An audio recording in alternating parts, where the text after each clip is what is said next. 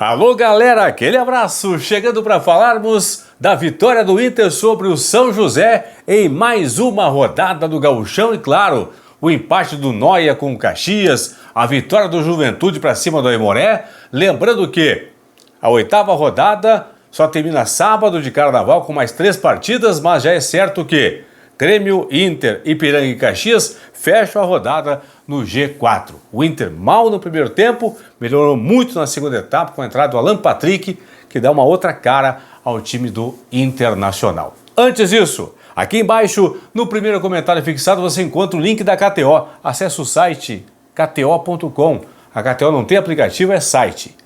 Seguinte, pessoal, entra lá, te inscreve, faz o teu primeiro depósito e usa o código promocional Paulinho para receber 20% de bônus no teu primeiro valor depositado na KTO. Eu fiz uma múltipla dos jogos desta quinta-feira, errei apenas um jogo. Errei Vasco da Gama e Botafogo. O Botafogo teve 2 jogadores expulsos, o Adrielson e o Rafael que é irmão gêmeo do Fábio, lateral do Grêmio. Coloquei empate aí com 2 a menos, o Botafogo perdeu o Vasco por 2 a 0. Acertei a vitória do Inter, acertei a vitória do Juventude, acertei o empate entre Novo Hamburgo e Caxias, acertei o empate no Campeonato Paulista, no Paulistão aí, no clássico entre Corinthians e Palmeiras, acertei a vitória do Atlético Paranaense, mas acabei errando o jogo do Botafogo com o Vasco da Gama aí. KTO.com, entra lá, te inscreve e o código é Paulinho. Vamos nessa. Primeiro tempo ruim do Internacional, o Inter de altos e baixos no Campeonato Gaúcho. Até agora não se sabe qual é o verdadeiro Internacional. O Inter que vai mal em algumas partidas, o Inter que faz bons tempos, né? Ou primeiro ou segundo tempos de algumas partidas. Foi assim contra o Caxias, foi nesta quinta-feira contra o São José. 3 atacantes, mano, colocando em campo desde o começo, com o Pedro Henrique, com o Wanderson pelas extremas, com o Alemão jogando como centroavante. Mais uma vez não deu certo o esquema, né? Já não havia dado certo aí no Novo Hamburgo, aí o Bruce falou, não, é que no gramado do estádio do Vale não tem como jogar futebol, por isso não deu certo. O gramado do Beira-Rio que é impecável, o esquema com os 3 atacantes, com o Pedro Henrique, com o Wanderson, com o Alemão, também não deu certo nessa quinta-feira contra a equipe do São José. Segundo tempo, o Mano sacou o Alemão, colocou o Alan Patrick e aí o time teve uma outra cara. O Alan Patrick é o tipo de jogador que joga e faz o time jogar, o Alan Patrick. Mercado retornou à equipe, retornou bem. Então precisava desse retorno no mercado. Mercado e Vitão é a nova dupla de zaga do Internacional. E esse cara aqui, o Luca, ó, recebeu mais uma oportunidade, entrando em campo, conseguindo fazer um dos gols da vitória do Inter. Garoto que ganha, assim, alguns pontos junto com o Mano Menezes. Alemão não marcou, aí no segundo tempo o garoto entrou e fez um dos gols do Internacional. O Inter que ocupa no momento a segunda posição tem 16 pontos na tabela. Já é certo o que, pessoal? Ao final da rodada, que só termina sábado com mais 3 partidas, já é certo que esses 4 aqui vão fechar a rodada no G4, certo? O G4 não muda. O que pode mudar é a segunda posição aqui. O Inter pode perder a segunda posição se o Ipiranga, que joga nesse sábado em casa, em Erechim, derrotar o Brasil de Pelotas. Certo? Vitória do Ipiranga, o Ipiranga ultrapassa o Inter. Por quê?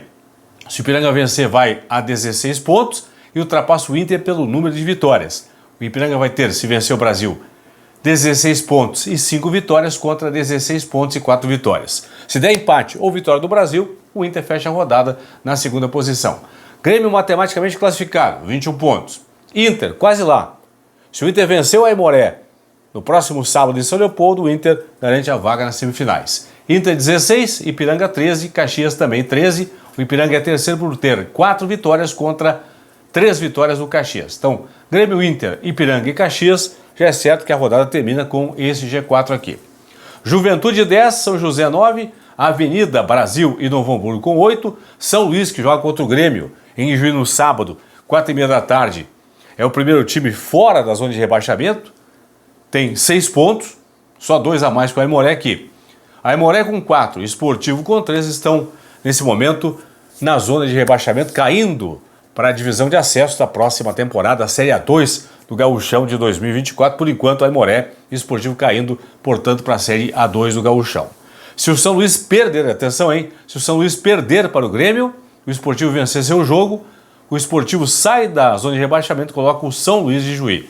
O que pode mudar, na verdade, pessoal, com jogos de sábado é o Inter perder a segunda posição para o Ipiranga, acontecer a inversão aqui, e aqui uma inversão também, entrando o São Luís na zona de rebaixamento, saindo o Sportivo. Jogos de sábado, 4h30 em Juiz, São Luís e Grêmio, 7 da noite em Erechim, Ipiranga e Brasil, e em Santa Cruz do Sul, o Avenida contra a equipe do Sportivo. Então, se o São Luís perder para o Grêmio, o Sportivo venceu a Avenida, o São Luís entra na zona de rebaixamento, o Sportivo sai do Z2.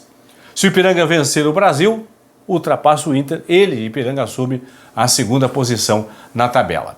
Depois dos jogos de sábado, vão faltar apenas 3 rodadas para o final desta fase classificatória do Gauchão. O Juventude aqui, o São José, Avenida Brasil e Novo Hamburgo, estão aqui brigando pela vaga ainda na fase semifinal. Sempre é bom lembrar como a CBF mudou a regra de classificação para a Copa do Brasil. A partir de agora é pelos campeonatos estaduais. O Rio Grande do Sul tem 5 vagas. 4 pelo Gauchão, 1 pela Copinha do segundo semestre. Então é o seguinte, pessoal.